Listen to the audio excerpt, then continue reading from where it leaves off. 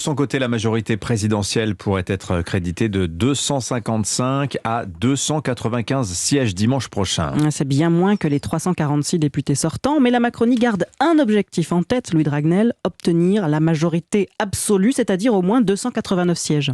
Eh bien, si c'est le cas, cette majorité absolue ne sera pas écrasante. Les principaux partenaires d'Emmanuel Macron, François Bayrou et Édouard Philippe, verront leur poids politique mécaniquement renforcé. Il sera impossible de faire adopter des lois sans eux. La marge de manœuvre d'Emmanuel Macron sera donc diminuée en comparaison avec le précédent quinquennat. Et sans majorité absolue, c'est-à-dire dans le cas d'une majorité relative, alors non seulement Bayrou et Philippe deviendront indispensables au président qui sera moins libre de ses mouvements, mais en plus, Emmanuel Macron n'aura d'autre choix que de tendre la main à d'autres partis concurrents pour tenter d'avoir une majorité. Une ouverture presque impossible en direction de la NUPES.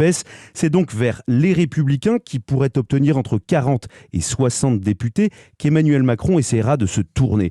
Une certitude avec ou sans majorité absolue, pour Emmanuel Macron, le temps de la précédente législature, où les projets de loi étaient adoptés facilement, est terminé. S'ouvre désormais une ère avec un Parlement plus fort, des alliances de circonstances et un pays plus difficile à gouverner. Louis Dragnel, chef du service politique d'Europe 1, les autres enseignements de ces législatives, le Rassemblement national pourrait obtenir 20 à 45 sièges et constituer pour la première fois un groupe à l'Assemblée nationale.